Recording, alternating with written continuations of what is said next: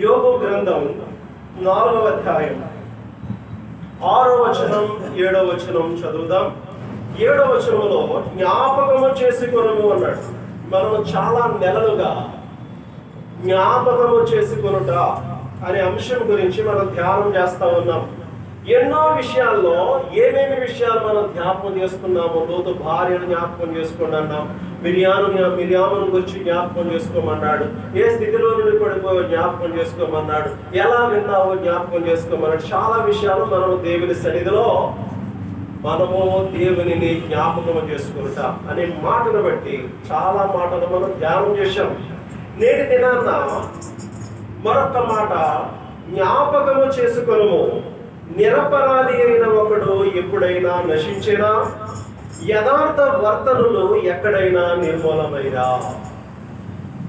దేవుడు తన సేవకుడైన లేక దేవుడు యోబు భక్తుని యొక్క స్నేహితుడైన ఎలీఫజు ద్వారా యోబుతో చెబుతున్నటువంటి మాట. ఈ మాట ఎలీఫజు అనే యోబు స్నేహితుడు. చూడండి ఆ పైన 4వ అధ్యాయం 1వ వచనం. దానికి తెమానీయుడైన ఎలీఫజు ఇలాగూ ప్రత్యుత్తరం ఇచ్చాను. అంటే ఎలీఫజు యోబును బలపరుస్తున్నాడు, యోబును దృఢపరుస్తున్నాడు, తన స్నేహితుడైన యోబును ధైర్యపరుస్తున్నాడు కదా. ఏమని ధైర్యపరుస్తున్నాడు, ఎందుకు ధైర్యపరుస్తున్నాడు అని ఆలోచన చేస్తే యోబు జీవితంలో భయంకరమైనటువంటి 3 శ్రమలు మనం చూస్తూ ఉన్నాం.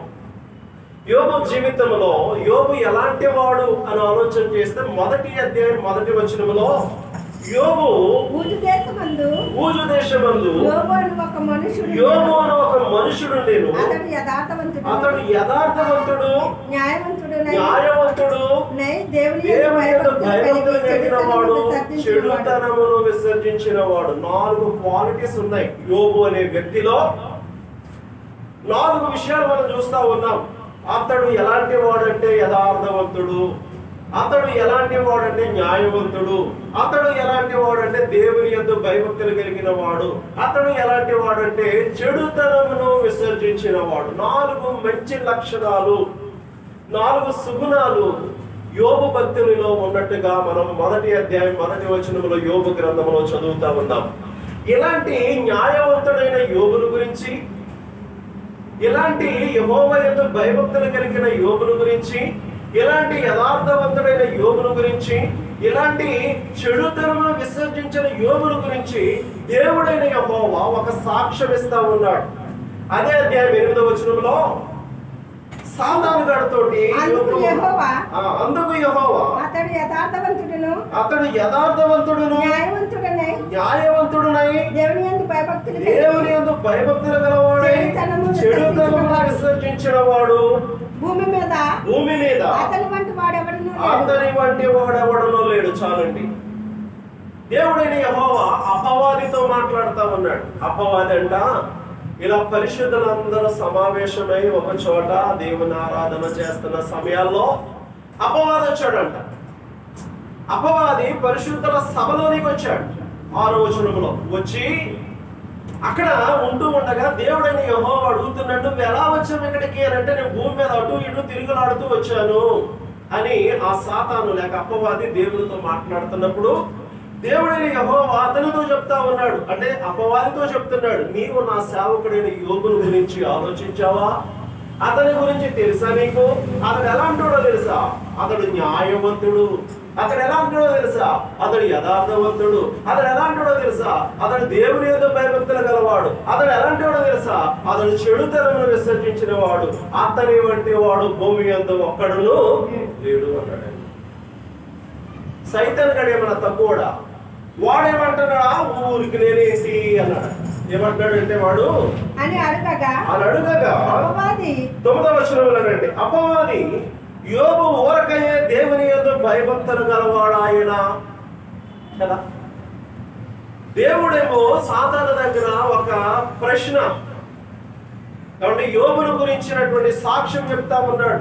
అతను ఎలాంటివాడో తెలుసా? యోబు చాలా మంచోడు అని సాతానుగడితో చెప్తా ఉంటే, ఈ సాతానుగడు అనేవాడు, అపవాది అనేవాడు ఏమంటున్నాడంటే, ఊరికినే యోబు దేవుని యందు భయభక్తులు కలిగి ఉన్నాడా నీవు అతనికి ఉన్నదానంతటి చుట్టూ కంచె వేశావు. అతనికి కదా 2 మాటలు కనపడతాయి. అతనికి కలిగిన సమస్తమునకు చుట్టూ కంచె వేశావు కదా. యోబు గురించి దేవుడు మంచి మాటలు సాతానుకు చెప్తా ఉంటే, ఈ సాతాను అనేవాడు, అపవాదు అనేవాడు దేవునితో చెప్తున్నాడు, ఆ ఊరికి నేనేంటండి, నీవు అతనికి ఉన్న సమస్తము చుట్టూ నువ్వేం చేసావంటే కంచె వేసావు, కాబట్టి ఆ ప్రభువా నువ్వు కంచె వేసావు కనుక నిన్ను నేను ఆరాధన చేస్తున్నాను అని అతడు ఆరాధిస్తూ యథార్థమైన హృదయంతో న్యాయవంతుడుగా, దేవుని యందు భయభక్తులు కలిగిన వాడుగా, చెడుతనమును విసర్జించిన వాడుగా ఉన్నాడయ్యా అని అపవాది దేవుడితో చెప్తా ఉన్నాడు. చెప్తూ ఏమంటా ఉన్నాడు చదువుదామండి. ఏమంటే, నీవు అతనికి, అతని ఇంటి వారికి, అతని కలిగిన సమస్యలు చుట్టూ కంచె వేసిదివి కదా. అంటే నా 3 మాటలు ఉన్నాయి. అతనికి, అతని చుట్టూ కంచె. యోబు చుట్టూ ఏముంది? కంచె ఉంది. అతని ఇంటి వారి చుట్టూ కంచె ఉంది. అతని కలిగిన సమస్తము చుట్టూ కంచె ఉంది. 3 కంచెలు కనపడతా ఉన్నాయి.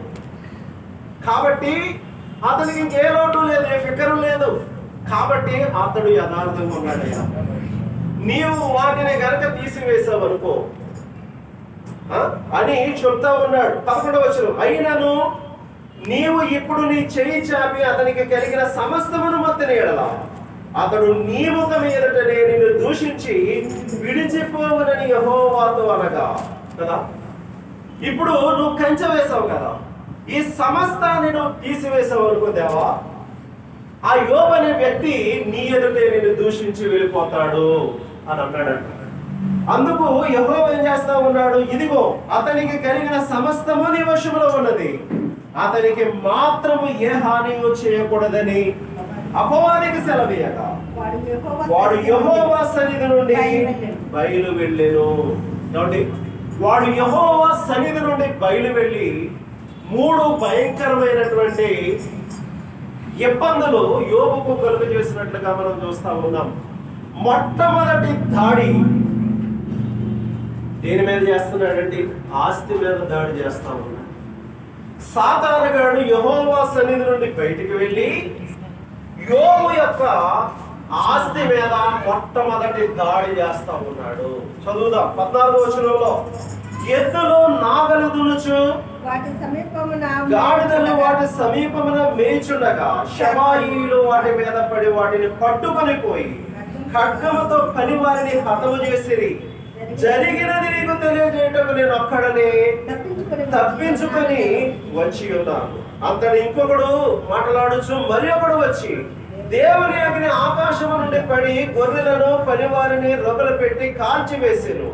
దానిని నీకు తెలియచేయటకు వచ్చాను.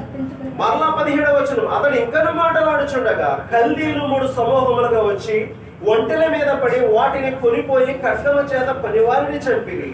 నీకు దాన్ని తెలియచేయటకు నేను ఒక్కడనే తప్పించుకొని వచ్చాను అన్నాడట.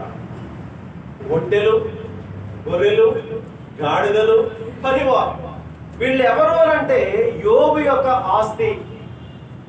సాతానుగాడు ఎప్పుడైనా దాడి చేస్తేనండి మొట్టమొదట ఆస్తి మీద దాడి చేస్తాడు. ఉద్యోగాలు కూడా లాగేస్తాడు. ఏం చేస్తాడు కదా, ఇప్పుడు కంపెనీలు, ఉద్యోగాలు అవన్నీ బంద్ అవుతే మన జీవనాధారము బంద్ అయిపోతే మనం ఎలా బతకగలం? మనిషి ఎప్పుడు కృంగిపోతాడో తెలుసా? ఎందుకో మీకు కొంత పొలం ఉందనుకోండి, లేకపోతే ఇల్లు వాకలు ఏవి ఉన్నాయి ఊర్లో, ఆ పక్కన 2 సెంట్లు కలుపుకోలేదు, ఒక జార కలుపుకున్నాడని తెలుసుకున్నారనుకో, ఇక్కడే హార్ట్ అటాక్ వస్తారు. అంతేనా? మన సరిహద్దోడు ఓ జార అవతలకు వచ్చాడని నా సంగతి తెలిసింది, ఎవరో చెప్పారు ఫోన్ చేసి, నీది అలాగ అయిపోతుంది అని చెప్పారనుకో, ఇక్కడ నీకు టెన్షన్ ప్రారంభం అయిపోతుంది. ఎందుకు? నీ ఆస్తి. ఒక మనిషి ఎప్పుడు దెబ్బతింటాడో అని ఆలోచన చేస్తే ఆస్తి కోల్పోయినప్పుడు వాడు ఏమవుతాడు? దెబ్బతింటాడు. యోబును ఎక్కడ కొట్టాడు అని అంటే యోబు ఆస్తి మీద సాతానుగాడు మొట్టమొదటి దాడి చేశాడు. అది గమనించాలి మనం కదా. కొన్నిసార్లు సాతానుగాడు మనకున్న పొలాల మీద కానీ, మనకున్న ఇళ్ల స్థలాల మీద కానీ, మనకున్న ఆ ఉద్యోగాల మీద కానీ వాడు ఏం చేస్తాడంటే దాడి చేస్తాడు. మనం మెలకువగా ఉండాలి కదా. రెండవ దాడి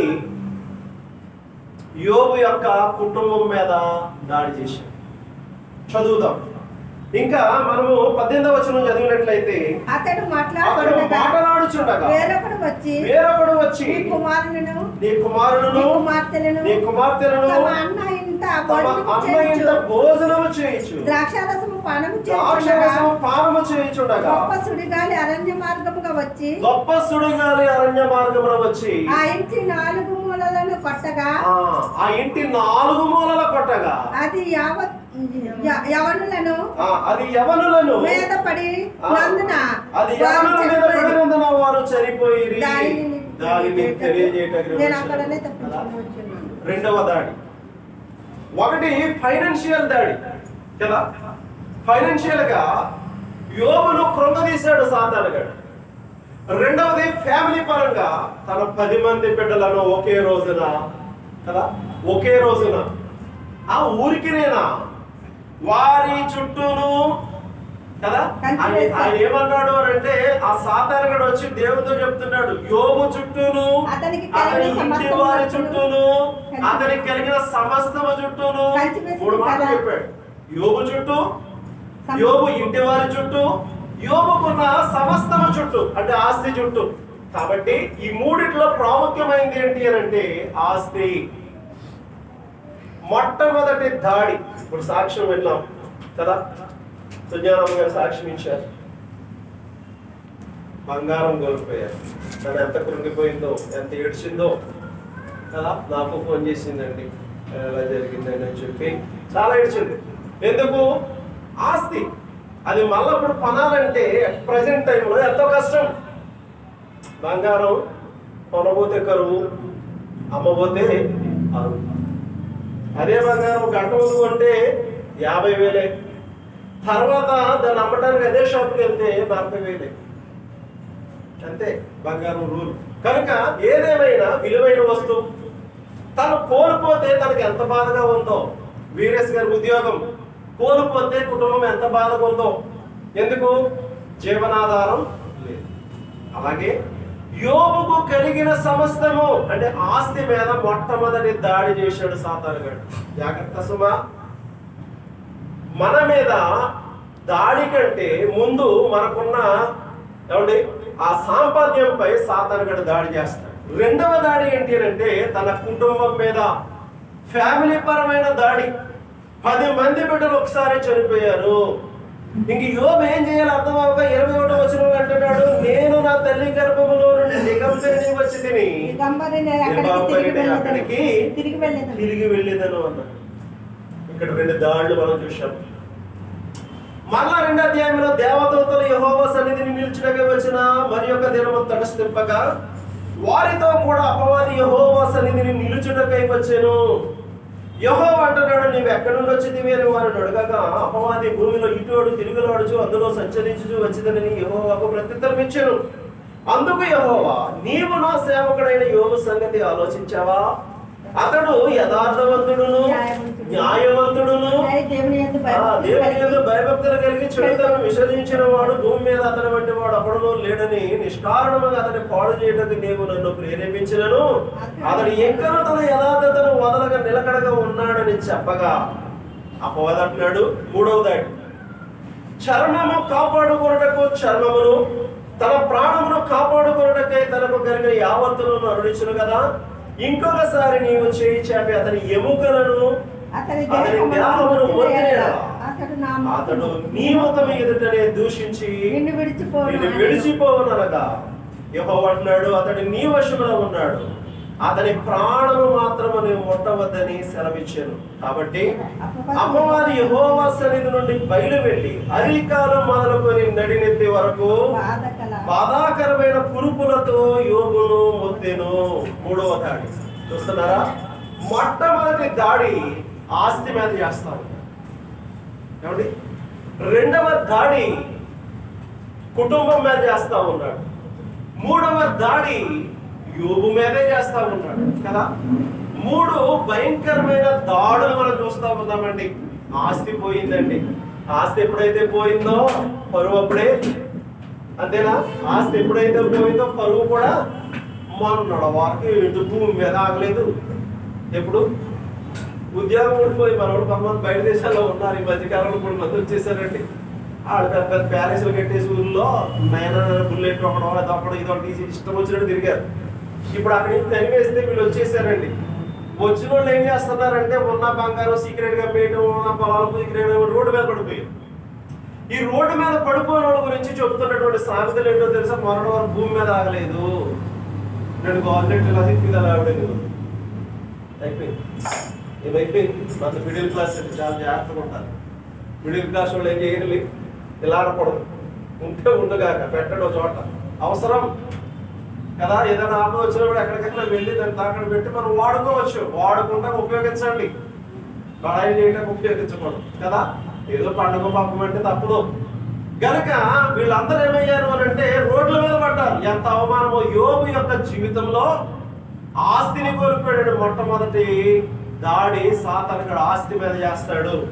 యోబు యొక్క జీవితంలో మొట్టమొదటి దాడి ఆస్తి మీద చేశాడు. ఫోన్లే అనుకున్నాడు యోబు, యెహోవా ఇచ్చారు యెహోవా తీసుకుని అన్నట్టుగా ఫోన్లే అనుకున్నాడు. రెండవ దాడి కుటుంబం మీద చేశాడు. పిల్లలందరూ చచ్చిపోయారు, ఇంకెందుకు నా జీవితం అనుకున్నాడు. అయినా యెహోవా ఇచ్చారు యెహోవా తీసుకునేను అన్నాడు. మూడవ దాడి ఆయన శరీరం మీదే, అరికాలు మొదలుకొని నడినెత్తి వరకు బాధాకరమైన కురుపులు అంట. మామూలు కురుపులు అయితే పర్వాలా, ఓ సెకండ్ ఏదో ఒకటి వేస్తే మనం దడదడలాడిపోతా ఉంటాం, హాస్పిటల్ నుండి తిరుగుతాం.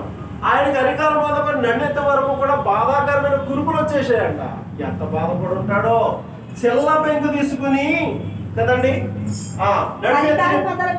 అతడు ఒళ్ళు కొరుకుకొనుటకి చెల్ల పెంకు తీసుకుని బూడిదలో కూర్చుండగా, 8వ వచనంలో చెల్ల పెంకు తీసుకున్నాడంట. బూడిదలో కూర్చున్నాడంటండి. బూడిదలో కూర్చుండగా అనే మాట మనం చూస్తా ఉన్నాం. అతని భార్య వచ్చింది. అతని భార్య వచ్చేమంటదంటే, నీవు ఇంకను యథార్థత వదలక ఉందువా.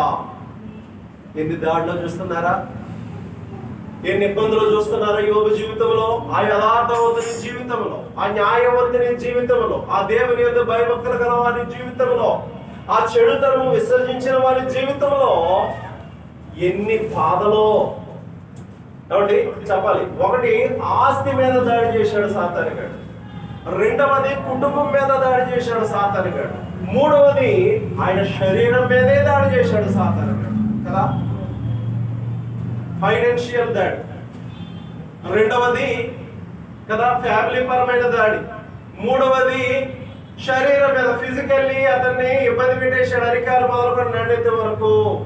ఇప్పుడు యోబు జీవితం ఎలా ఉంది అంటే, సాటి అయిన సహాయం భార్య కదా, ఆవిడ కూడా వచ్చేమన్నా తెలుసా, ఎందుకయ్యా యథార్థంగా బతికావు, చెడుతనం అంటే ఇష్టపడేవాడు కాదు, ఎప్పుడు దేవుని యొక్క భయభక్తులు కలిగి ఉన్నావు, న్యాయము న్యాయం అంటా ఉన్నావు, ఏమైంది నీ న్యాయం?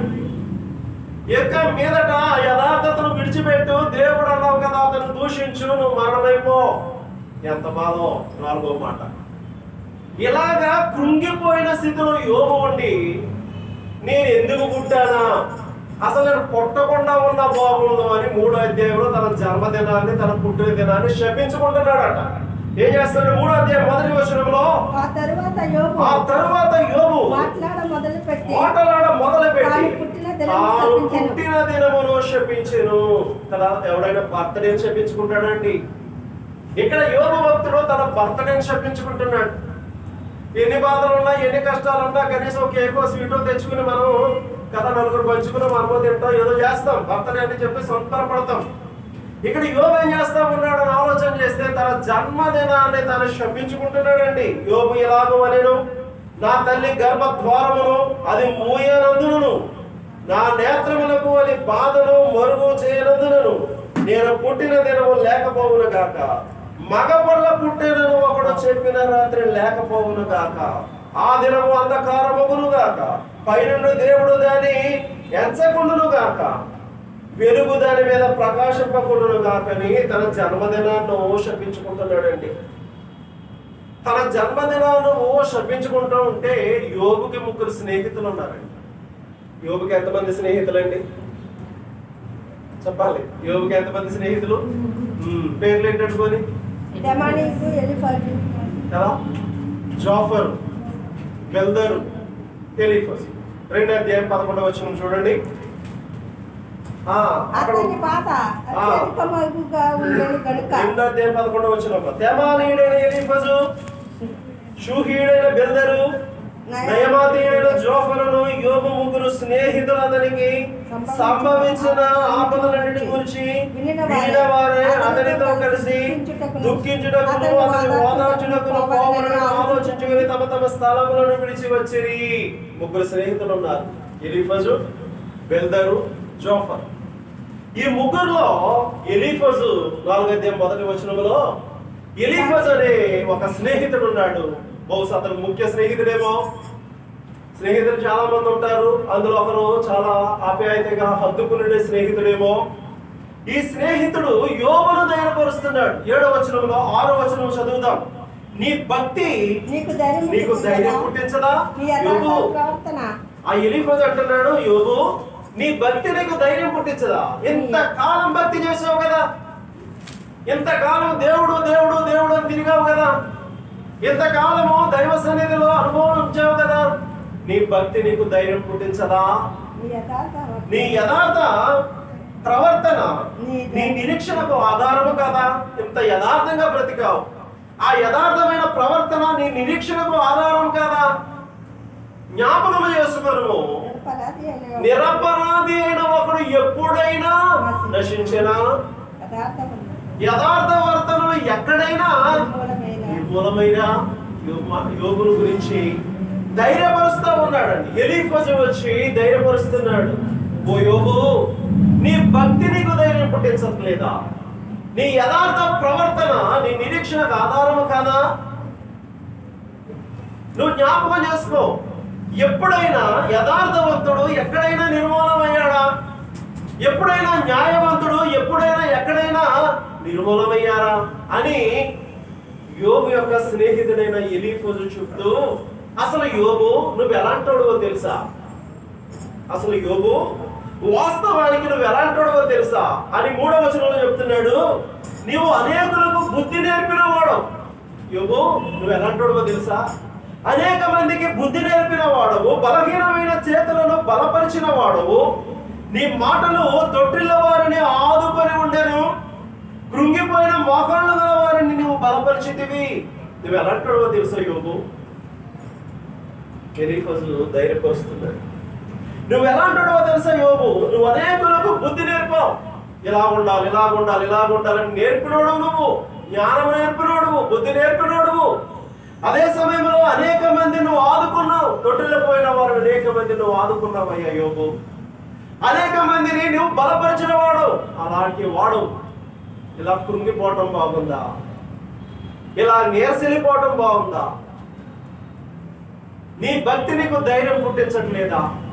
నీ యథార్థ ప్రవర్తన నీ నిరీక్షణకు ఆధారము కాదా? జ్ఞాపకం చేసుకో, ఎప్పుడైనా ఎక్కడైనా నిరపరాధి అయిన ఒకడు నశించడా? ఎప్పుడైనా ఎక్కడైనా యథార్థవంతుడనే వాడు ఎవడైనా నిర్మూలమయ్యాడా అని యోబును ధైర్యపరుస్తున్నాడండి. యోబును ఎంతగానో అక్కడ నిబ్బరపరుస్తా ఉన్నాడండి. యోబును ధైర్యపరుస్తూ, యోబును నిబ్బరపరుస్తూ కదా ఇంకా కొన్ని మాటలు మాట్లాడుతూ ఉన్నాడు. అదే ఎలీఫజు 5వ అధ్యాయంలో 21వ వచనం, నోటి మాటల చేత కలుగు నొప్పి నీకు తగలకుండా ఆయన నిన్ను చాటు చేయును. నోటి మాటల చేత కలుగు నొప్పి కదా. కొన్ని మాటలు వింటున్నప్పుడు మనకి ఏమి కలుగుతుంది? ఇలా అనేసిందండి, ఆ మాట నాకు చాలా బాధ అనిపించిందండి, ఇలాగనేసాడండి, ఆ మాట నాకు చాలా బాధ అనిపించిందండి అని అంటారు. ఇక్కడ నోటి మాటల చేత కలుగు నొప్పి నీకు తగలకుండా ఆయన నిన్ను చాటు చేయును. ఆయన చాటు చేయును దేని నుండి? ఎలీఫజు మాటలే. ఈ 4వ అధ్యాయం 5వ అధ్యాయం కూడా ఎలీఫజే మాట్లాడుతూ ఉన్నాడు. ఇంకేమంటున్నాడో తెలుసా యోబు? 26వ వచనం అన్నమాట. యోబు వాటి కాలమున ధాన్యము పనులు ఇల్లు చేరినట్లు పూర్ణ వయసు గలవాడవై నీవు సమాధికి చేరతావయ్యా అని యోబును ఆ ఎలీఫజు అనే వ్యక్తి బలపరుస్తున్నట్లుగా మనం చూస్తా ఉన్నాం. యోబును ఎలీఫజు ఏం చేస్తా ఉన్నాడు అని అంటే బలపరుస్తా ఉన్నాడు, ధైర్యపరుస్తా ఉన్నాడు. నీ భక్తి నీకు ధైర్యం పుట్టించదా? నీ యథార్థ ప్రవర్తన నీకు నిరీక్షణకు ఆధారము కాదా అని చెప్పి ధైర్యపరుస్తున్నట్లుగా మనం చూస్తా ఉన్నాం. బలపరుస్తున్నట్లుగా మనం చూస్తా ఉన్నాం. కనుక ప్రియ దేవుని బిడ్డలారా, విశ్వాసులైనటువంటి వారు ధైర్యపరిచేవారుగా, బలపరిచేవారుగా, కృంగిన వారికి ధైర్యం ఇచ్చేవారుగా ఉండాలి అని దీని అర్థముగా మనం చూస్తా ఉన్నాం. ఎలీఫజు చక్కని ధైర్యం ఇస్తా ఉన్నాడండి. నీ యొక్క భక్తి నీకు ధైర్యము పుట్టించదా, నీ భక్తి నీకు ధైర్యము పుట్టించదా అని వాక్యములో మనం చూస్తా ఉన్నాం. విశ్వాసులమైనటువంటి మనము ఏమండి ధైర్యము అనగా దేవుడే ధైర్యం ఇస్తాడు, ధైర్యం పరిచే వాళ్ళంగా ఉండాలి. తెస్సలోనికలకు రాసిన మొదటి పత్రిక 5వ అధ్యాయము చూడండి 14వ వచనం అండి. తెస్సలోనికలకు రాసిన మొదటి పత్రిక 5వ అధ్యాయము 14వ వచనం. సహోదరులారా, మేము మీకు బోధించుచున్నది ఏమనగా అక్రమముగా నడుచుకుని వారికి బుద్ధి చెప్పుడి.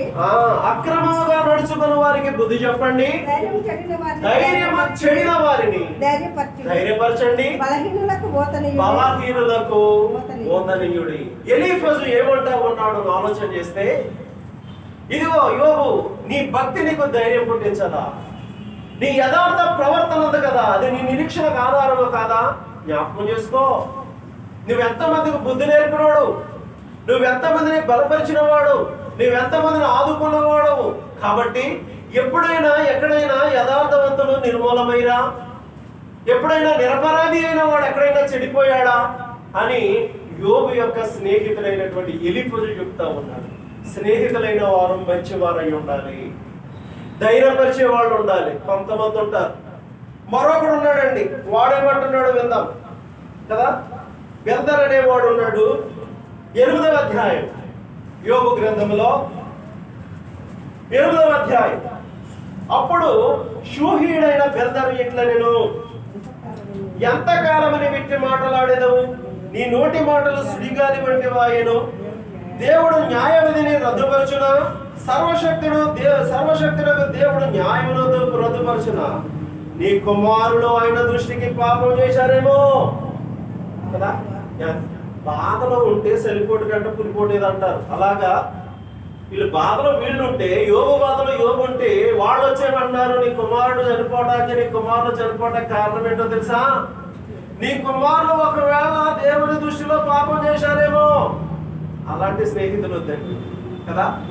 ఎలాంటి స్నేహితులు కావాలి? యోబు, నువ్వు భయపడకయ్యా, నీ భక్తి నీకు ధైర్యం పుట్టించదా, నీ యథార్థ ప్రవర్తన నీ నిరీక్షణ ఆధారం కాదా, నువ్వెంతమందిని బలపరిచిన వాడు, నువ్వెంతమందిని ఆదుకున్నవాడు, నువ్వెంతమందికి బుద్ధి నేర్పిన వాడు. నువ్వు అలా భయపడిపోతే ఎలాగా, నువ్వు అలా కృంగిపోతే ఎలాగా, నువ్వు అలా నీ జన్మదినాన్ని శపించుకుంటే ఎలాగా అని ధైర్యం చెప్పి ఎలీఫజు వంటి వారు కావాలి కదా.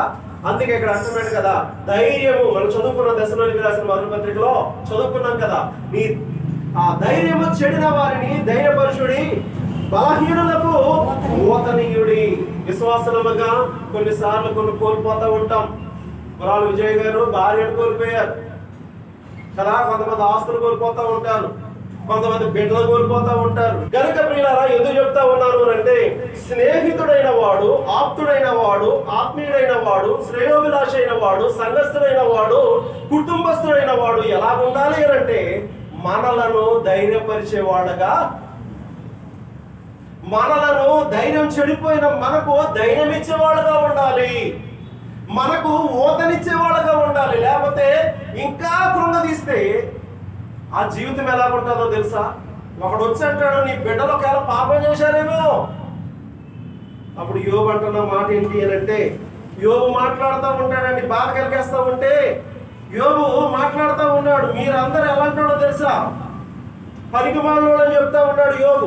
గనుక ప్రియులారా చూడండి 16వ అధ్యాయంలో, అందుకు యోబు ఎలాగో ప్రత్యుత్తరం ఇచ్చాను, ఇంటి మాటలు అనేకములు నేను విని ఉన్నాను, మీరందరూ బాధకే కర్తలు గాని ఆదరణకు కర్తలు గారు.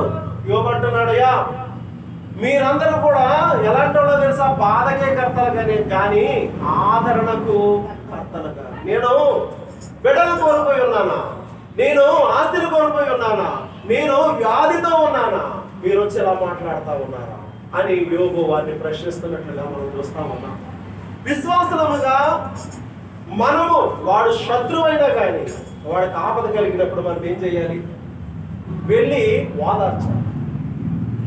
ఆర్థికంగా సహాయం చేయగలమేమో, ఆర్థికంగా సహాయం చేయి. శారీరకంగా ఏదైనా ఫిజికల్ హెల్ప్ కావాలేమో, అది చేయి. ఆత్మీయంగా ప్రార్థన సహాయం కావాలేమో, అది చేయి కదా. స్పిరిచువల్ హెల్ప్ చేయి, ఫిజికల్ హెల్ప్ చేయి, ఫైనాన్షియల్ హెల్ప్ చేయి. ఏ విధంగా నువ్వు సహాయపడగలవో ఆ విధంగా సహాయం చేయాలి తప్ప వారిని మనము నిందించకూడదు. మనం గడిచిపోలేదు కదా, మనం కూడా ఇంకా భూమి మీద ఉన్నాం కదా. దేవుడు మనకి చూపిస్తాడు కదా, వాళ్ళు ఏడుస్తున్నట్టు రేపు మనం ఏడుద్దా, అంతేనా? కాబట్టి ప్రియులారా, ఆలోచన చేయండి. యోబు స్నేహితులలో 2 రకాల వారిని మనం చూసాం. ఒక ఆయన ఎలీఫజు అనే ఆయన యోబును బలపరుస్తూ ఉంటే, ధైర్యపరుస్తూ ఉంటే, యోబుకు ఊతమిస్తూ ఉంటే, మరొక ఆయన బెల్దర్ అనేవాడు ఏం చేస్తా ఉన్నాడు అంటే, నీ బిడ్డలు ఎక్కడైనా పాపం చేశారేమో, నువ్వు ఇలాగే అధ్యాయమంతా చదువుకోండి, రకరకాల మాటలు మాట్లాడాడు. కనుక యోబు అంటున్నాడు, మీరు బాధకే కర్తలు కానీ ఆదరణకు కర్తలు కారు అని చెప్తా ఉన్నాడు. కనుక ప్రియ దేవుని పెట్టారు. ఇక్కడ మనం ఆలోచన చేసినట్లయితే విశ్వాసమైనటువంటి మనము ఎలా ఉండాలి అని అంటే యథార్థవంతులుగా ఉండాలి. దేవుని వాక్యములో ద్వితీయోపదేశకాండ గ్రంథం 18వ అధ్యాయము 13వ వచనం చదువుదామండి. దేవుడు హెచ్చరిక చేస్తా ఉన్నాడు. ద్వితీయోపదేశకాండ గ్రంథం 18వ అధ్యాయము, నీవు నీ దేవుడైన యెహోవా యొద్ద యథార్థపరుడవై ఉండవలెను. ఏమండి, బైబిల్ చెప్తా ఉంది, దేవుడు హెచ్చరిక చేస్తా ఉన్నాడు. నీవు ఎలా ఉండాలో తెలుసా? యథార్థపరుడవై ఉండవలెను. ఎక్కడ? నీ దేవుని ఎదుట. ఎప్పుడైతే దేవుని ఎదుట యథార్థపరుడుగా ఉన్నావో, లోకంలో కూడా అందరి దగ్గర కూడా యథార్థపరుడుగానే ఉంటావు. దేవుని దగ్గర యథార్థంగా ఉన్నావు కాబట్టి వీళ్ళ దగ్గర యథార్థంగా ఉండకుండా ఉండలేవు. కాబట్టి మొట్టమొదట నీవు నీ దేవుడైన యెహోవా ఎదుట యథార్థంగా ఉండాలి. అంటే నీతిమంతుడుగా ఉండాలి, నీతిమంతురాలుగా ఉండాలి. 34వ కీర్తనలో నీతిమంతునికి కలుగు ఆపదలు అనేకములు అన్నాడు. 10వ వచనం చదివినట్లయితే 34వ కీర్తన చూడండి. 34వ కీర్తన 19వ వచనం అండి. 19వ వచనంలో నీతిమంతులకు కలుగు ఆపదలు అనేకములు, వాటన్నిటి నుండి యెహోవా వారిని విడిపించును. ఏమండి, వాటన్నిటి నుండి యెహోవా ఏం చేస్తాడు అని అంటే వారిని విడిపించును, నీతిమంతులను విడిపించును. యోబు జీవితంలో ఎన్నో ఆపదలండి, 1 2 అనేకమైన ఆపదలు. అన్ని ఆపదలున్నా యోబు దేవుణ్ణి విడిచిపెట్టలేదండి, యోబు దేవుణ్ణి మర్చిపోలేదండి. అందుకే అంటున్నాడు, నీవు నీ దేవుని ఎదుట యథార్థవంతుడవై ఉండుము, నీతిమంతునికి కలుగు ఆపదలు అనేకములు కదా. వాటన్నిటిలో నుండి యెహోవా వారిని విడిపించును లేక తప్పించును. ఆపదలు వస్తా ఉంటాయి. యోబుకు ఆపదలు రాలేదా? చాలా ఆపదలు వచ్చినాయండి. వాటన్నిటి నుండి దేవుడు యోబును తప్పించాడు. యోబు గ్రంథం 36వ అధ్యాయం, యోబు గ్రంథంలో 36వ అధ్యాయం, యోబు గ్రంథంలో 36వ అధ్యాయము చూడండి ఒకసారి.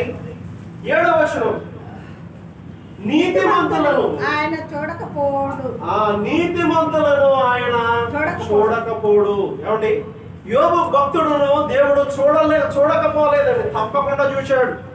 ఏమండి, అక్కడ మనం ఆలోచన చేస్తే నీతిమంతులను ఆయన చూడకపోడు. చూశాడా లేదండి? యోబుకి ఎన్నో శ్రమలు వచ్చాయి, ఎన్నో కష్టాలు వచ్చాయి, ఎంతో ఆస్తిని కోల్పోయాడు. అయితే యోబు గ్రంథంలో 42వ అధ్యాయం, యోబు గ్రంథంలో 42వ అధ్యాయంలో మనం చదివినట్లయితే యోబు జీవితాన్ని చూడండి, దేవుడు ఎంత అద్భుతంగా మలిచినట్లుగా మనం చూస్తా ఉన్నాము అంటే 42వ అధ్యాయం 12వ వచనం చూడము ఒకసారి.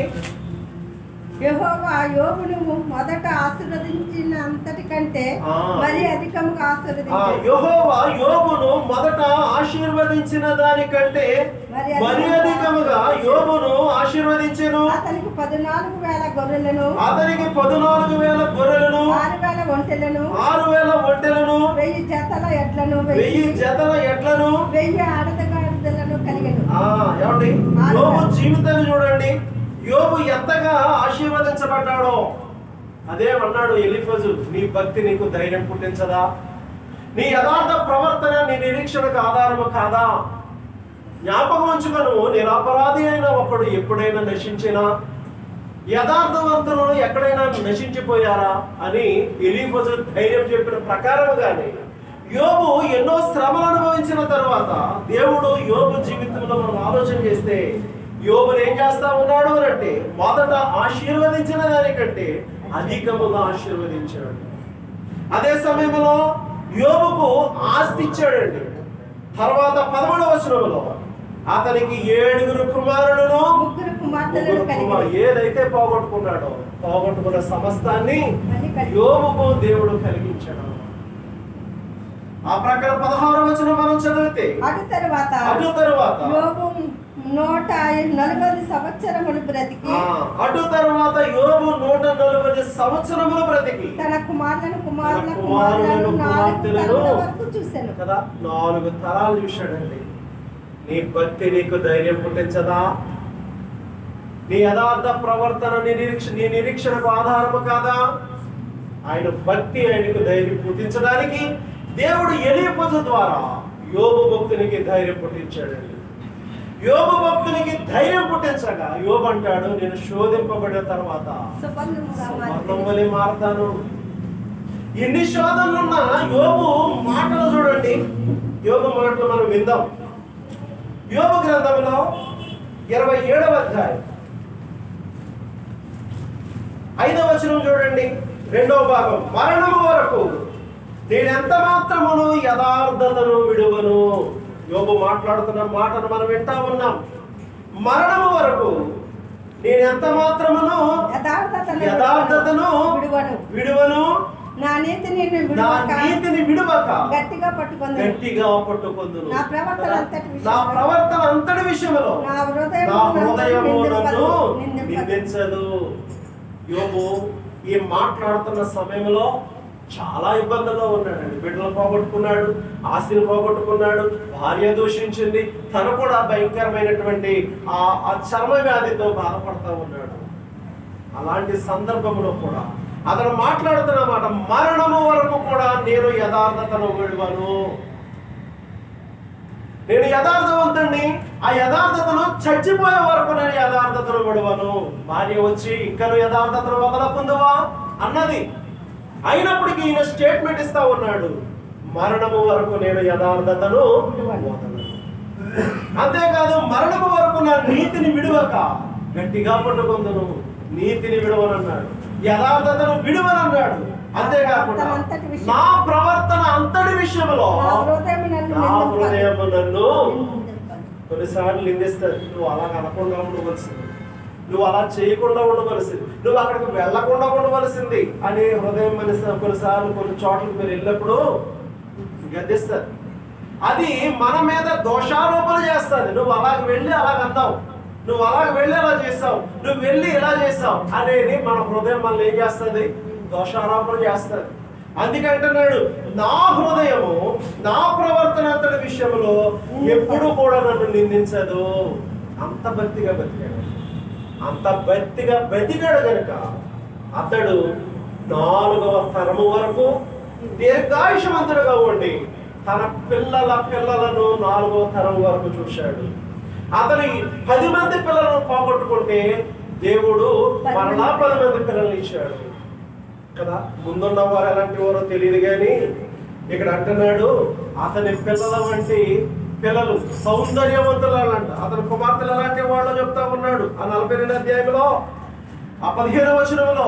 ఆ దేశమందంతటా యోబు కుమార్తెలంత సౌందర్యవంతులు కనబడలేదు.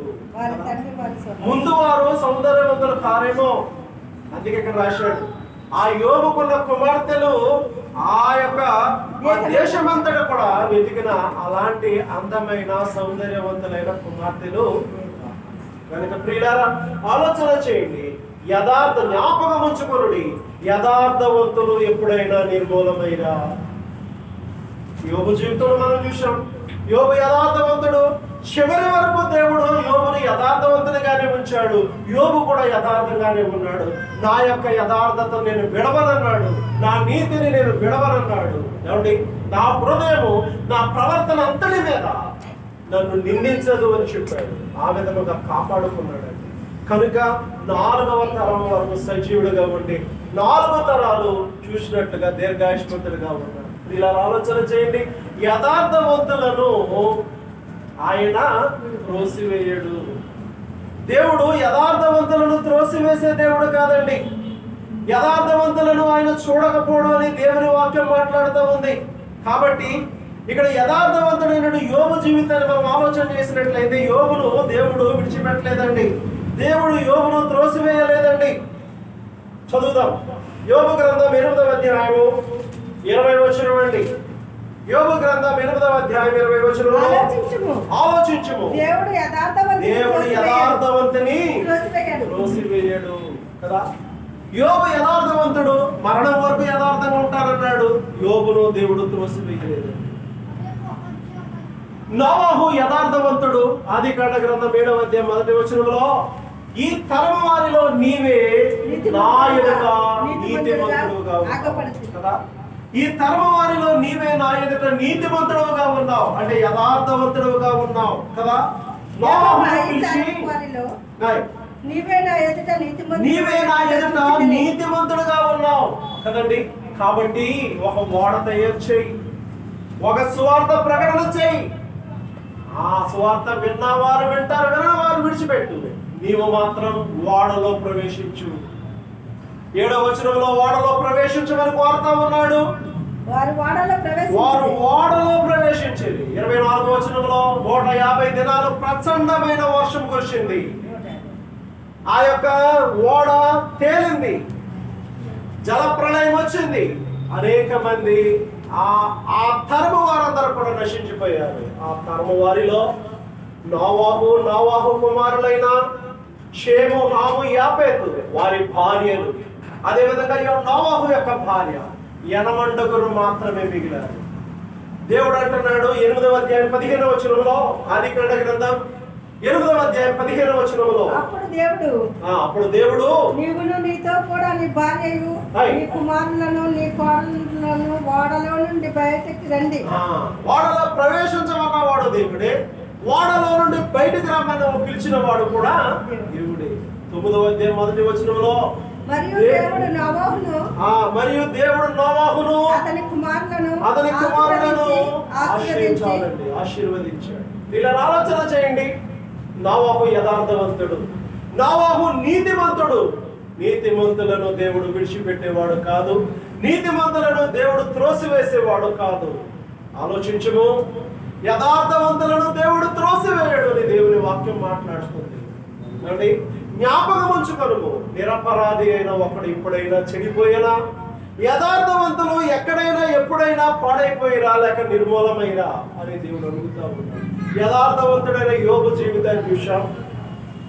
మరణము వరకు యథార్థతను విడవకుండా ఉన్నాడు. దేవుడు అతనికి దీర్ఘాయుషించాడు, 4 తరాలు చూసేటట్లుగా ఇచ్చాడు. యథార్థవంతుడైనటువంటి నోవాహును చూస్తా ఉన్నాం. నోవాహు జీవితంలో మనం చూస్తా ఉన్నాం. ఆ తరము వారందరూ చనిపోయినప్పటికీ కూడా యథార్థవంతుడైనటువంటి నోవాహు లేక నీతిమంతుడైన నోవాహు ఆ క్రొత్త జనరేషన్ లో ఆయన భార్య, ఆయన 3 కుమారులు షేము, హాము, యాపేతు వారి భార్యలు, ఈ 80 ద్వారా మరలా మనం అందరం కూడా సృష్టి అంతా మరలా కలిగిందండి. ఆయన యథార్థవంతులను త్రోసింది. యథార్థవంతుడైన లోతు యథార్థవంతుడా? లోతు యథార్థవంతుడా అండి? చెప్పాలి. ఇప్పుడు యథార్థవంతుడో కాదో మీరే చెప్పాలి. కాదా? పేతురు రాసిన 2వ పత్రిక కదా, యోబును గురించి, ఆ యొక్క నోవాహును గురించి ఒక మాట మనం చదువుకుందాం. 2వ పత్రిక 2వ అధ్యాయము 7వ వచనం అండి. వికారయుక్తమైన నడవడి చేత బహు బాధపడిన నీతిమంతుడగు లోతును తప్పించాడు. ఎవరంటైనా అదనమాట గమనించాలి సుమా. కొంతమంది అడుగుతారు నాకన్నా కొన్ని ప్రశ్నలు, అప్పుడు మనం దొరికిపోకూడదు. కాబట్టి లోతులో ఏ తప్పు లేదండి. లోతు భార్య కదా, లోతును జ్ఞాపకం చేసుకున్నాడు అలా, లోతు భార్యను జ్ఞాపకం చేసుకున్నాడు. లోతు ఎలాంటి వాడు చెప్తా ఉన్నాడు. లోతు అంట నీతిమంతుడైన లోతు. చదవమ్మా మరొకసారి. దుర్మార్గుల కామ వికారయుక్తమైన నడవడి చేత బహు బాధపడిన నీతిమంతుడగు లోతును తప్పించెను కదా. వాళ్ళందరూ దుర్మార్గులు, లోతు మాత్రం నీతిమంతుడు. కొన్నిళ్ళల్లో దుర్మార్గులు ఉంటారు, ఒకలే నీతిమంతులు ఉంటారు. కొన్నిళ్ళల్లో దుర్మార్గులు ఉంటారు, ఇద్దరే నీతిమంతులు ఉంటారు. అలాగా ఆ యొక్క లోతు జీవితంలో లోతు ఎలాంటి వాడు అంటే నీతిమంతుడు ఒక పేరుంది ఆయనకి. ఆ నీతిమంతుడైన లోతును అగ్నిగంధకాల నుండి తప్పించాడండి దేవుడు కదా. ఆయన యథార్థవంతులను త్రోసివేసే దేవుడు కాడండి. అగ్నిగంధకాలు వచ్చాయి సొదొమ గుమారాల మీద. అగ్నిగంధకాలతో సొదొమ గుమారాన్ని దేవుడు మొత్తాడు. అయితే లోతును బయటికి పిలిచాడు. ఆదికాండ గ్రంథంలో ఒక మాట మనం చదువుదాం. 19వ అధ్యాయం 20వ వచనం చూడండి. ఆదికాండ గ్రంథంలో 19వ అధ్యాయము 20వ వచనం చదువుదాం. ఇదిగో పారిపోవటం ఈ ఊరు సమీపంగా ఉన్నది, అది చిన్నది, నన్ను అక్కడికి తప్పించుకొని పోనివ్వు. అది చిన్నది అన్నాడట. దేవుడు వచ్చి ఏమన్నాడు కదా. దేవుడు వచ్చి 17వ వచనంలో అంటే దూతలు వచ్చాడని వారిని వెలుపలికి తోసుకుని వచ్చిన తర్వాత నీ ప్రాణమును దక్కించుకున్నట్టు పారిపోవు, నీ వెనుకకు చూడకము, ఈ మైదానంలో ఎక్కడను నిలవక నీవు నశింపకుండా ఆ పర్వతములకు పారిపోము అని దేవదూతలు చెప్తుంటే, పర్వతాన్ని కాదు ప్రభువా, నన్ను ఇదిగో పక్కన ఒక ఊరు ఉంది చాలా చిన్నది, ఆ ఊర్లో ఉంటాను అన్నాడట. సరే కానీ అని చెప్పి అన్నప్పుడు నేను బ్రతుకుదని చెప్పినప్పుడు ఆయన ఇదిగో నీవు చెప్పిన ఈ ఊరు నాశనము చేయను, ఈ విషయంలో నీ మనం అంగీకరించి తిని నీవు త్వరపడి అక్కడికి తప్పించుకొని పోవు, నీవు అక్కడ చేరే వరకు నేనేమీ చేయనని అని. అందుచేత ఆ ఊరికి సోయరు అని పేరు పెట్టబడేను కదండి. ఆ ఊరికి ఏం పేరు పెట్టబడ్డాది అంటే సోయరు అని పేరు పెట్టబడేను. తర్వాత లోతు సోయరు వచ్చినప్పుడు ఆ దేశంలో సూర్యుడు ఉదయించారు. అప్పుడు యెహోవా సొదొమ మీదను గొమొర్రాల మీదను యెహోవా యొద్ద నుండి గంధకములను అగ్నిని ఆకాశము నుండి కురిపించి ఆ పట్టణములను మైదానమంతటిని ఆ పట్టణంలో నివసించిన వారందరినీ నేల మొలకలతో సహితము నాశనము. దేవుడు యథార్థవంతులను త్రోసివేసే దేవుడు. లోతును గురించి మనం ధ్యానం చేశాం. అతడు నీతిమంతుడు కనుక లోతును దేవుడు తప్పించాడు. యోబును గురించి మనం ధ్యానం చేశాం. అతడు యథార్థవంతుడు కనుక దేవుడు అతనిని 4వ తరం వరకు ఉంచాడండి. మధ్యలో కొన్ని శోధనలు వచ్చినా, అపవాది శోధించిన దేవుడు అతనికి మంచి జీవితాన్ని ఇచ్చినట్లుగా మనం చూస్తా ఉన్నాం. నోవాహును కూడా చూసాం. అతడు నీతిమంతుడు, అతడు నశించకుండా కాపాడబడ్డాడు. అతడును అతని కుటుంబమును ఆ జల ప్రళయం నుండి కాపాడబడ్డాడు. లోతు సొదొమ గుమొర్రాల మీద పడిన అగ్ని గంధకాల నుండి కాపాడబడ్డాడు. బైబిల్లో చాలా మంది నీతిమంతులు ఉన్నారు, వారు కాపాడబడ్డారు. దానియేలు ఎలాంటి వాడండి? 6వ అధ్యాయం 4వ వచనంలో దానియేలు ఏ తప్పైనను ఏ నేరమైనను చేసిన వాడు కాడు అంటే నీతిమంతుడు, యథార్థవంతుడు. ఏ నేరమైనను ఏ తప్పిదమైనను చేసిన వాడు కాదు. వారు నేరం మోపాలనుకున్నారు కానీ దానియేలు ఏ నేరమో చేయని వాడు.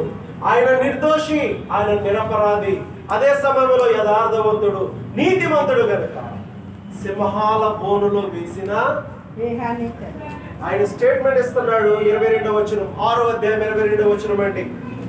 ఏమని చెప్తా ఉన్నాడు అనంటే, నేను నా దేవుని దృష్టికి నిర్దోషినిగా కనబడితిని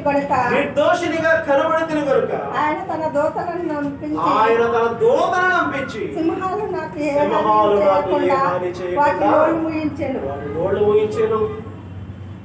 నిర్దోషి అంటే యథార్థవంతుడు, నిర్దోషి అంటే నీతిమంతుడు, నిర్దోషి నిరపరాధి. ఈ నిర్దోషి ఇస్తున్న సాక్ష్యం ఏంటి అంటే, నేను నా దేవుని దృష్టికి ఎలాగున్నాను, నిర్దోషిగా ఉన్నాను కనుక సింహాల బోనులో నన్ను వేసిన సింహాలు నన్ను హానియు. దేవుడు యథార్థవంతులను త్రోసివేయడు. ఆలోచించుము, జ్ఞాపకము చేసుకొనుము, యథార్థవంతులు ఎక్కడైనా నిర్మూలమైన, నిరపరాధి అయిన వాడు ఎక్కడైనా ఎప్పుడైనా నిర్మూలమయ్యాడా అని దేవుని లేఖనం యోబు గ్రంథం 4వ అధ్యాయం 7వ వచనంలో చెప్తా ఉంది. నిరపరాధి అయినటువంటి దానియేలు నిర్మూలన కాలేదు, నిరపరాధి అయినటువంటి లోతు నిర్మూలన కాలేదు, నిరపరాధి అయినటువంటి నోవహు నిర్మూలన కాలేదు, నిరపరాధి అయినటువంటి యోబు నిర్మూలన కాలేదు. నిరపరాధులైనటువంటి షడ్రక్ మేషక్ అబేద్నెగోలు మనకి కనపడతా ఉన్నారు. వారు కూడా అగ్ని గంధకాల్లో వేశారు. 7 అంతలు పెంచి అగ్ని గంధకాల్లో వేసినప్పటికీ కూడా వారు నిర్మూలము కాలేదు. అక్కడే రాయబడ్డది. ఆ ప్రక్కన 3వ అధ్యాయంలో 16వ వచనం, షడ్రక్ మేషక్ అబేద్నెగో రాజుతో ఎలాగో చెప్పింది, నెబుకద్నెజరు, ఇందును గురించి నీకు ప్రత్యుత్తరం ఇవ్వాలని నా చింత మాకు లేదు. మేము సేవించుచున్న దేవుడు మండుచున్న వేడిమి గల అగ్ని గంధకములలో నుండి మమ్మల్ని తప్పించి రక్షించకు సమర్థుడు, మరియు నీ వశమున పడకుండా ఆయన మమ్మల్ని రక్షించును. ఒకవేళ రక్షింపకపోయినను రాజా, నువ్వు నిలవబెట్టిన ప్రతి ఒక్క మేము నమస్కరించమయ్యా అని అంటే, అరే అబ్బాయి, ఆ అగ్ని గంధకాలని 7 అంతలు చేయండి రా అన్నాడు కదా. 7 అంతలు చదువుదాం. 20వ వచనం, మరియు తన సైన్యములో బలిష్ఠులైన 10 పిలిపించి షడ్రకు మేషకు వారిని బంధించి వేడిమి గల మండుచున్న అగ్నిగండంలో పడవేయుడని ఆజ్ఞేయగా. 19వ వచనంలో 7 అంతలు పెంచమన్నాడట కదా. 7 అంతలు పెంచమని ఆజ్ఞేయగా ఆ అగ్ని 7 అంతలు అయ్యింది. వీరిని పట్టుకెళ్ళి అగ్ని గంధకాల్లో వేశారు. అగ్ని గంధకాల్లో వేస్తున్నటువంటి వారు కాలిపోయి చనిపోయారట. కానీ అగ్ని గంధకములు వేయబడిన షడ్రక్ మేషక్ అబేద్నెగోలకి అగ్ని వాసన కూడా అంటలేదట. కారణం అంటే వారితో పాటు ఎవరున్నారు అని అంటే, 4వ వారి ముఖము దేవతల రూపమును పోలి ఉన్నదని ప్రత్యుత్తరం ఇచ్చారు. 25వ వచనంలో, ముగ్గురిని వేశాను, 4వ వాడు కనపడుతున్నాడు అన్నాడు నెబుకద్నెజరు. ఈ 4వ వారి ముఖం ఎలా ఉందో తెలుసా? దేవతల రూపము పోలి ఉన్నది అన్నాడు. కనుక అంతట నెబుకద్నెజరు వేడిమి గల మండుచున్న గుండంలో వారి దగ్గరికి వచ్చి, షడ్రక్ మేషక్ అబేద్నెగోలు వారులారా, మహోన్నతులకు దేవుని సేవకులారా, బయటకు వచ్చిన ఎదుగు రెండుని పిలువగా షడ్రక్ మేషక్ అబేద్నెగో అగ్నిలో నుండి బయటకు వచ్చి అధిపతులను, సేనాధిపతులను, సంస్థానాధిపతులను, రాజు యొక్క ప్రధాన మంత్రులను కూడి వచ్చి ఆ మనుషులను పరీక్షించి వారి శరీరములకు అగ్ని ఏ హానియు చేయకుండాయు, వారి తల వెంట్రుకలలో ఒకడైనను కాలిపోకుండాయు, వారి వస్త్రములు చెడిపోకుండాయు, అగ్ని వాసనైనను వారి దేహములకు తగులకుండాయు చూచిరి. అప్పుడు నెబుకద్నెజరు ఏమంటున్నాడు తెలుసా? షడ్రక్ మేషక్ అబేద్నెగోను వీరి దేవుడే పూజార్హుడు. ఇలా ఎందుకు చెప్తా ఉన్నారు అని అంటే, యథార్థవంతులు ఎప్పుడు కూడా నిర్మూలము కారు. కొన్ని ఇబ్బందులు వస్తాయి. వీరందరికీ ఆపదలు వచ్చాయి. ఏమండి, ఆ దానియేలుకు ఆపద వచ్చింది, సింహాల బోను. షడ్రక్ మేషక్ అబేద్నెగోలకు ఆపద వచ్చింది, అగ్ని గంధకాలు. లోతు జీవితంలో కూడా ఆ పట్టణం మీద, ఆ సొదొమ గొమొర్రాల మీద అగ్ని గంధకాలు కురవాలి. దేవుడు లోతును తప్పించాడు. నోవహు కాలంలో జలప్రళయం రావాలి. దేవుడు నోవహును, అతని భార్య, అతని 3 కుమారులు, కోడలను తప్పించాడు. యోబు జీవితంలో మధ్యలో ఎన్నో శ్రమలు వచ్చాయి. శ్రమలు వచ్చినా కూడా దేవుడు యథార్థవంతులను విడిచిపెట్టే దేవుడు వాడు. ఆయన యథార్థవంతులను త్రోసివేయడు. మరి ఏం చేస్తాడండి? యథార్థవంతులను ఆయన బలపరుస్తాడట. దినవృత్తాంతాల 2వ గ్రంథంలో 16వ అధ్యాయం, దినవృత్తాంతాల 2వ గ్రంథం 16వ అధ్యాయము 9వ వచనం చదువుదామండి.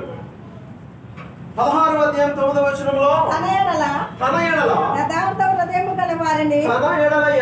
హృదయము గల వారిని బలపరచుటకై యెహోవా కనుదృష్టి లోకమంతటా సంచారము చేయుచున్నది. యథార్థవంతులను బలపరుస్తాడు. ఎందుకండి యథార్థంగా ఉండాలి అని అనుకుంటున్నారా? ఎందుకండి నీతి కలిగి ఉండాలని అనుకుంటున్నారా? ఎందుకండి నిరపరాధులుగా ఉండాలని అనుకుంటున్నారా? నీవు నీతిమంతురాలుగా, యథార్థవంతురాలుగా, నిరపరాధిగా ఉంటే దేవుడు నిన్ను త్రోసివేయడు. అదే సమయంలో నిన్ను బలపరుస్తాడు. తన యందు యథార్థ హృదయం గల వారిని బలపరచుటకై దేవుని కనుదృష్టి లోకమందంతా సంచారం చేస్తాడు. యథార్థవంతులను బలపరచడానికి ఆయన యథార్థవంతులను బలపరిచే దేవుడు. అదే సమయంలో యథార్థవంతులంటే ఆయనకి ఇష్టమంట. సామెతల గ్రంథంలో మరొక మాట చదువుదాం. సామెతల గ్రంథంలో చూడండి 11వ అధ్యాయం 20వ వచనం చదువుదామండి. సామెతల గ్రంథం 11వ అధ్యాయము 20వ వచనంలో యథార్థవర్తనులు ఆయనకి ఇష్టలు. యథార్థంగా ఉంటే ఆయనకి ఇష్టంగా ఉంటాం. అందుకే హిజ్కియా భక్తుడు అంటాడు, యెహోవా యథార్థమైన హృదయంతో నేనెట్లా నీ సన్నిధిలో గడిపితలో కృతజ్ఞతతో జ్ఞాపకం చేసుకో. 15 సంవత్సరాల ఆయుష్ పెరిగింది. యథార్థవంతులు ఆయనకు ఇష్టలు. సామెతల గ్రంథం 2వ అధ్యాయము 7వ వచనంలో, సామెతల గ్రంథం 2వ అధ్యాయము ఆయన యథార్థవంతులను ఏం చేస్తాడంట? వర్ధిల్ల చేయును. యథార్థవంతులను వర్ధిల్ల చేయును. గనుక యథార్థవంతులను ఆయన బలపరుస్తాడు. యథార్థవంతులను ఆయన త్రోసివేయడు. యథార్థవంతులను ఆయన వర్ధిల్ల చేస్తాడు. యథార్థవంతులంటే ఆయనకు ఇష్టం. కాబట్టి విశ్వాసులారా, ఇంతకాలం యథార్థంగా లేడేమో దేవుడు మనల్ని ప్రేమించి 1 సంవత్సరం పొడిగించాడు కదా. ఈ 2021వ సంవత్సరం ఇచ్చాడు. చాలా మంది 2020లో చనిపోయారు ఈ వ్యాధులు బట్టి. మనందరే మేరీ గారు చనిపోయారు 1 రోజులోనే కదా. దేవుడు మనకు ఆయుష్ ఇచ్చాడు. ఒకవేళ ఇంకా యథార్థతను వదలకుండా ఉన్నామేమో. యథార్థంగానే ఉండాలి కదా. ఒకవేళ యథార్థతలో ఉంటే దేవుడు మన త్రోసివేయను అని చెప్తా ఉన్నాడు. దేవుడు బలపరుస్తానంటున్నాడు. దేవుడు వర్ధన చేస్తానంటున్నాడు. గమనించాలి. మనం యథార్థంగా ఉంటే ఆయన మన యందు ఇష్టం కలిగి ఉంటానంటున్నాడు. గమనించాలి. మనం ఇంతకాలం యథార్థతను విడిచామేమో. ఇక నుండైనా యథార్థవంతులుగా జీవించాలి. దేవుడికి అవకాశం ఇచ్చాడు. కొన్నిసార్లు అవకాశం ఇస్తాడు మనకి. అవకాశాన్ని మనం సద్వినియోగం చేయాలి. నీతిమంతులుగా ఉండాలి, యథార్థవంతులుగా ఉండాలి, న్యాయవంతులుగా ఉండాలి, యెహోవా యందు భయభక్తులు కలిగిన వారు. యథార్థవంతులు ఎప్పుడు నశించరండి. కొన్ని ఆపదలు వస్తాయి, కొన్ని కష్టాలు వస్తాయి, కొన్ని ఇబ్బందులు వస్తాయి, కొన్ని రోగాలు వస్తాయి. యోగ జీవితంలో మనం చూసాం. ఆస్తి మీద దాడి, ఆస్తి పోయింది. కుటుంబం మీద దాడి, కుమార్తెలు చనిపోయారు ఒకే రోజు కదా. అదే సమయంలో యోబు శరీరం మీద దాడి, 3 దాడులు యోబు జీవితంలో మనం చూసాం. ఎన్ని దాడులు జరిగినా మరణము వరకు నేను యథార్థతను వదలక ఉంటాను అన్నాడు. నా నీతిని మరణం వరకు గట్టిగా పట్టుకుంటాను, కాపాడుకుంటాను అన్నాడు కదండి. నీతిని విడిచిపెట్టలేదు, యథార్థతను విడిచిపెట్టలేదు. 4 తరాల వరకు దేవుడు అతన్ని ఆశీర్వదించాడు. దానికి విశ్వాసాలు ఆలోచన చేయండి. యథార్థముగా ఉండాలి. ఉద్యోగంలోనా, కుటుంబంలోనా, సమాజంలోనా. ఏమండి, యథార్థత అంటే నీతి లేనోడు అంటారు కదా. ఆ విధమైనటువంటి మాటలు మనకు వద్దు. నీతి కలిగిన వారముగా ఉండాలి, యథార్థంగా ఉండాలి. యథార్థవంతులంటే ఆయన ఇష్టపడతా ఉన్నారు. యథార్థవంతులను ఆయన బలపరుస్తా ఉన్నారు. యథార్థవంతులను ఆయన త్రోసివేయడు. యథార్థవంతులను ఆయన వర్ధిల్ల చేస్తాను. ఆ సంగతిని గుర్తెరిగి ప్రభువుల ముందుకు సాగాలని కోరుచు ఈ మాటలు ముగిస్తా ఉన్నాను. దేవుడు తన వాక్యాన్ని దీవించి ఆశీర్వదించును గాక. చిన్న ప్రార్థన అండి. మహోన్నతుడైన మా తండ్రి, మహిమా స్వరూపుడు అయిన మా ప్రభువా, నీ మహిమ గల నామానికి వందనాలు ప్రభువా. అయినా యథార్థవంతుడు ఎక్కడైనా నశించినా అని ప్రభువా, నిరపరాధి అయినా ఒకడు ఎక్కడైనా నిర్మూలమైనా అని ప్రభు యోబు గ్రంథములో నుండి 4వ అధ్యాయం 7వ వచనం నుండి మీరు మాతో మాట్లాడినందుకు వందనాలు ప్రభువా. యోబు జీవితంలో ఎన్నో శోధనలు, కష్టాలు, ఇబ్బందులు అయినప్పటికీ తాను మరణము వరకు యథార్థతను విడువను అని సెలవిచ్చాడు. ఆ విధముగా మీ బిడ్డలమైన మేము కూడా ఈ లోకంలో శ్రమలు, కష్టాలు, బాధలు, ఇబ్బందులు, రోగాలు వస్తూ ఉంటాయి. అయినప్పటికీ ప్రభువా యథార్థతను విడవకుండా గట్టిగా పట్టుకొని నాయనా నీ కృపల ముందుకు సాగే వాళ్ళముగా ఉండడానికి సహాయం చేయించు. ఈ నూతన సంవత్సరంలో ఇదిగోనైనా ఈ మొదటి రెండవ ఆరాధనలో ప్రభు నాయనా నీ బిడ్డలపైన మేము ఒక తీర్మానించుకొని యథార్థవంతులుగా జీవించే భాగ్యాన్ని మా అందరికీ అనుగ్రహించి కృపను కాపాడమని యేసుక్రీస్తు వారి మహిమగల నామములో ప్రార్థన చేయుచున్నామా పరమ తండ్రి. ఆమేన్.